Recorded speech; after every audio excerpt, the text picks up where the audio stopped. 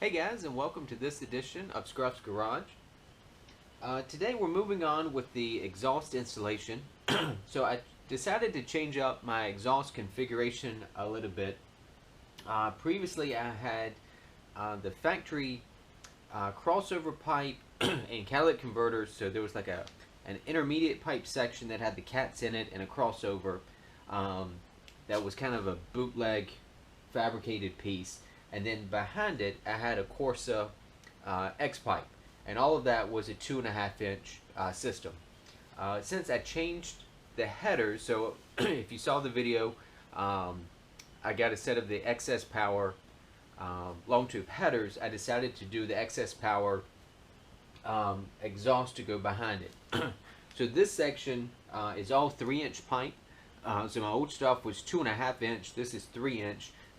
So that should flow a little bit better. As you see, so the X pipe on this is right behind the headers, which is a design that I like.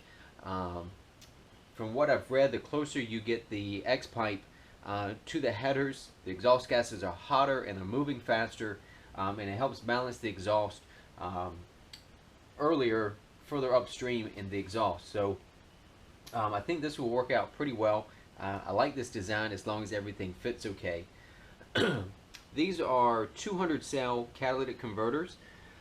I probably could have, I recognize that cats are probably costing me a couple of horsepower, but that's something I'm willing to sacrifice. It is a street car, and I do drive it to work occasionally, or maybe the wife and I go to dinner, and I just hate getting out of the car and smelling like exhaust. So hopefully these will cut down on the exhaust smell. I'll still probably turn off the rear O2s and the cats in the tune. These are 200 cell cats, and I can't promise that if you live in a state with emissions that does a sniffer test, I don't know if these would be efficient enough to pass the sniffer test. I'm in North Carolina, so as long as your check engine light's not on and visually you have catalytic converters, then you pass the state inspection. But hopefully these cut down on the exhaust smell, so you don't get out of the car smelling like 93 octane. Then I'll be happy with these. So obviously you still got the ports for the rear O2s. Upstream of that, there's also a port built in. So if you're running a wideband to feed a air-fuel ratio gauge, there's already a port bung already welded onto the exhaust pipe so that you can put a wideband O2 sensor there. So that's pretty nice. It's not something I need, but certainly for forced induction guys, where air-fuel ratio is a big deal, it's nice to already have that port. All the way to the very front, just talking about the front of the exhaust pipes. So these are a ball and flange, or excuse me, a ball and socket type of flange. So the ball portion would be on the back of the long tube headers. And then, so you get bolts, nuts and bolts for this flange. And that gives you a little bit of adjustability, excuse me, for getting this lined up. So I like that socket, ball and socket style connection. Hopefully that works out pretty well. Like I said, it's 3-inch all the way back. They give you some pretty decent clamps for this connection here. And they also include your gaskets. So they included the header gaskets.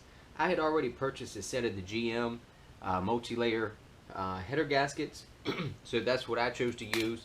But they do include these, and they are a multi-layer exhaust gasket. So I'll hang on to these as a spare set in case I ever need them. And then of course you get the crush gasket to go at the very back, where it connects to your over axle and muffler section. So I've still got the Corsa exhaust for the very back, which is 2.5 inch. So all the way to the very rear, it necks down from 3-inch to 2.5 inch, so that makes up with the rest of the exhaust. So I'm pretty excited to get this installed, and I'll let you know how well it fits. I don't know how well you'll be able to see this, but I just want to show you from the inlet portion, see where we're looking at, of the exhaust. This is looking down the X pipe. I like how open this is you can see the crossover section there, and then you can already see those 200 cell catalytic converters as well. I can get the angle good.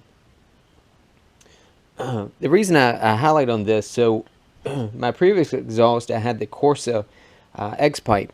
I've already sold it, so I don't have it to show you as a comparison.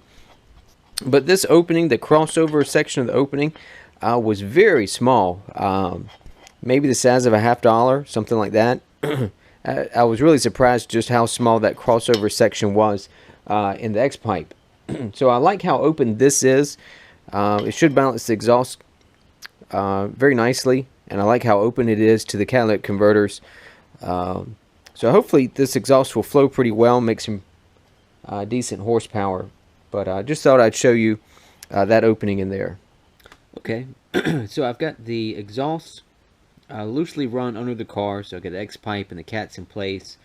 That rear, I guess you maybe call it a mid-pipe section that connects to the axle back section. So all that's in place, just kind of loosely run, particularly the connection at the end of the headers, that ball and socket connection, I left loose. So the headers are still, right, they're in place with a couple of bolts, but they're loose at the moment. So we're going to tighten the headers. The headers get tightened in 2 passes. So the first pass is 11 foot-pounds, and then the second pass is 18 foot-pounds. We'll start from the center and work our way out. That way we don't end up with any kinks or gaps in that manifold gasket. I also put a little bit of the ARP, their Ultra Torque, excuse me, anti-seize assembly lube stuff on the bolts. If I ever have to take these headers back off again, I don't want them to come out with the threads from the aluminum heads. So I'll put a little bit of that anti-seize on the bolts when they go in, and that'll also help even out the torque load on the thread. So like I said, 2 passes, 11 and then 18 foot-pounds.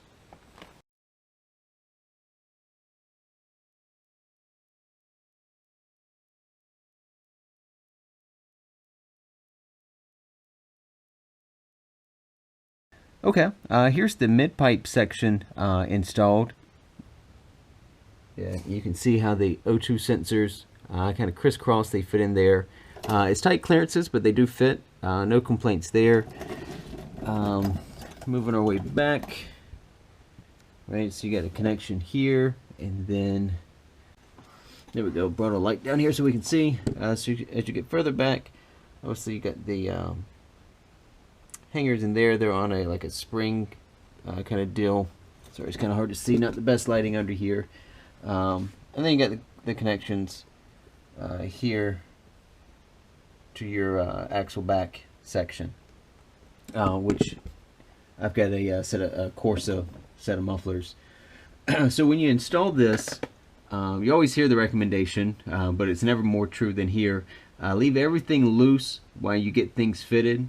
You know, you can go ahead and put these spring hangers on, and then the connection back here to your axle back, that's a fixed connection. There's no adjustment there, so you could go ahead and tighten that, but leave particularly this connection loose so that you can slide these pipes kind of in and out a little bit. I had some trouble getting the rear exhaust tips lined up the same distance in and out, and of course, you know, you want to get your height correct as well.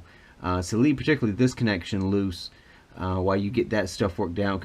That way you can adjust these pipes in and out just a little bit, because this is a slip fit connection down here, so you have some adjustability. And then down here, if I can angle this so you can see it.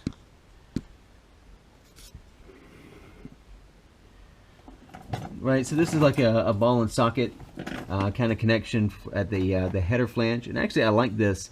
I got a good fitment on both sides here. No apparent leaks at the moment. I just re-tightened it as I was going through checking some things. I've got about 500 miles on it now, so it's gone through a number of heat cycles. So so it seems to still be working out. I don't know why they give you, these bolts are incredibly long. They could be about, you know, 1.5 inches, 2 inches shorter. I left them as it is, but if I ever have to take this apart, I'll get a slightly shorter bolt to go in here. But otherwise, it works out okay. I can say the car is significantly louder with the 3-inch. You know, I had long tubes before. I had an H-pipe setup, and I had the same mufflers that I had previously.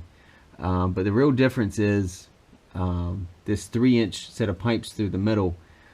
Even with the 200 cell Cats, it's still a lot louder, at least from what I remember anyway, than my old exhaust. It sounds great. I'm very happy with it, but I did notice it was a bit louder.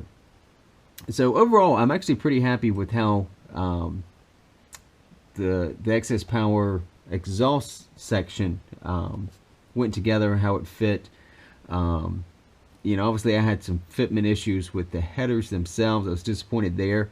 But the 3-inch exhaust, actually I'm really happy with. So it's a pretty good combo, I guess. Just too bad that the headers have fitment problems. So I hope this helps. If you got any questions about this exhaust system, hit me up. I'd be happy to answer questions. And other than that, thanks for tuning in, and we'll see you next time on Scruff's Garage.